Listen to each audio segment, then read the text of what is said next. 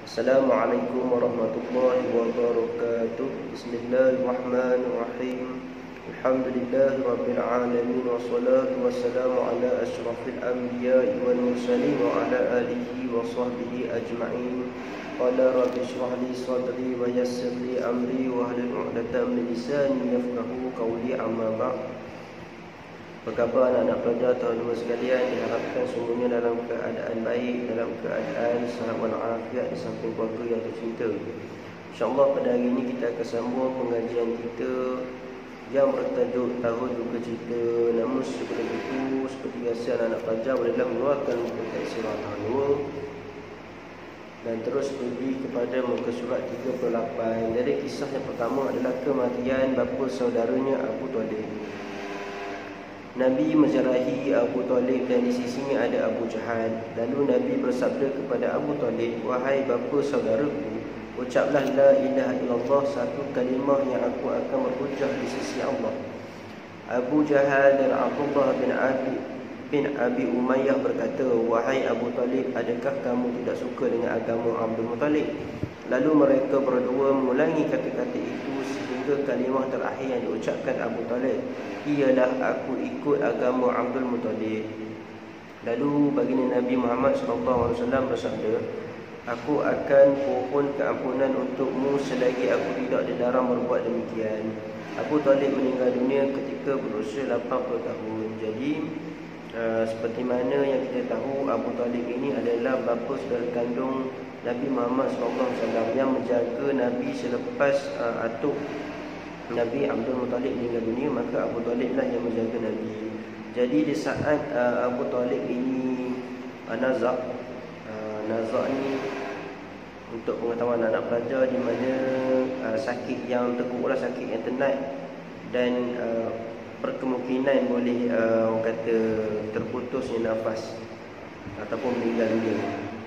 Jadinya di saat Abu Talib ni nazak, maka ada Nabi di sisi dan juga ada Abu Jahal dan juga Abdullah bin Abi Umayyah. Maka mereka berdua ini, Nabi Muhammad suruh Abu Talib ini mengucap kalimah la ilaha illallah yang bermaksud dari Tuhan yang disembah melainkan Allah.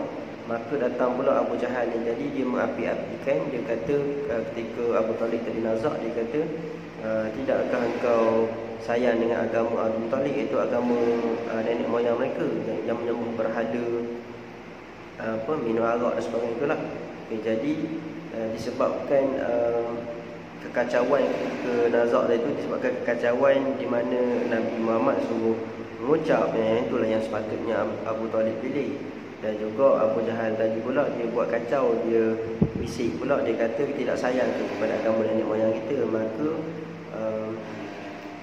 Abu Talib telah tersilap membuat pilihan di mana di penghujung nafasnya dia telah menyebut, "Aku sayang akan agama Abdul Muttalib." Maka Abu Talib ini tidak sempat diislamkan baginda Nabi SAW, maka dia mati dalam keadaan bukan Islam lah, iaitu masih lagi dalam kafir. Maka Nabi Muhammad, apa yang Nabi Muhammad mampu buat? Nabi Muhammad kata, "Aku tetap akan terus mendoakan keampunan ke atasmu selagi mana aku tidak dilarang." Maksudnya jika Allah tak larang, maka dia tetap mendoakan supaya Abu Talib ini kafur-kafur dan neraka. Sebab orang yang meninggal, orang yang mati dalam kafir yang tidak menerima agama Allah, maka neraka adalah tempat dia. Maka walaupun Abu Talib ni baik, Abu Talib ni berhati mulia, yang jaga dia, yang jaga baginda Nabi daripada kecil, yang tidak pernah pun menyeksa Nabi, tapi disebabkan dia kafir, dia tetap masuk neraka. Dan Nabi Muhammad ini dia tetap terus berdoa supaya Abu Talib ini diringankan siksanya di akhirat kelak.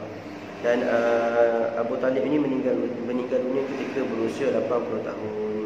Jadi kita pergi kepada muka surat 39. Khadijah kembali ke rahmatullah. Ini yang dikatakan tahun duka cita, di mana dua kematian, iaitu bapa kandung yang disayangi, bapa saudara kandung yang disayangi, dan yang kedua adalah isteri dia sendiri, isteri pertama beliau yang beliau sangat sayangi, iaitu Khadijah binti Khuwailid. Jadi kita pergi muka surat 39. Khadijah meninggal dunia selepas beberapa bulan kematian Abu Talib. Beliau meninggal dunia pada bulan Ramadan tahun ke-10 kenabian ketika berusia 65 tahun. Sesungguhnya Khadijah seorang isteri Rasulullah SAW yang banyak membantu baginda menyebarkan ajaran Islam. dan mengorbankan kepentingan diri dan hartanya untuk Islam. Rasulullah SAW pernah bersabda, dia beriman denganku ketika orang ramai kufur kepadaku. Dia mempercayai aku ketika orang mendustakan aku. Dia berkongsi denganku harta bendanya ketika orang ramai menghalang aku. Dan Allah mengurniakan kepadaku anaknya dan menghalangku mendapatkan anak daripada yang lain.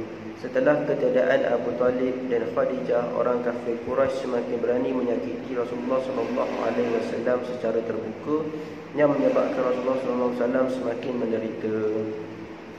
Rasulullah SAW telah pergi ke Taif untuk menyebarkan dakwah dan mendapatkan bantuan orang Taif untuk menghadapi kaumnya.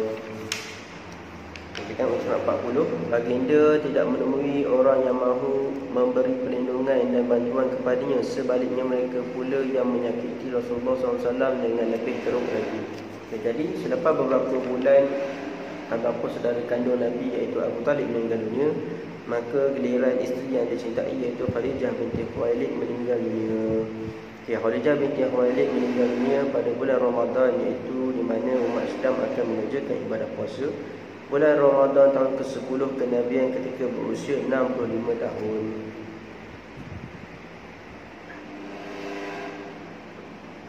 Dan Khadijah adalah seorang isteri Nabi yang banyak membantu baginda menyebarkan ajaran Islam dan mengorbankan kepentingan diri dan hartanya untuk Islam.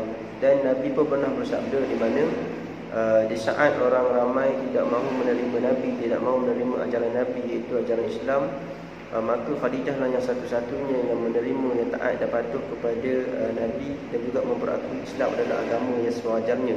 Dan sebab itulah kalau dalam sejarah manusia pertama yang memeluk Islam dan juga wanita pertama yang memeluk Islam adalah Khadijah binti Khuwailid.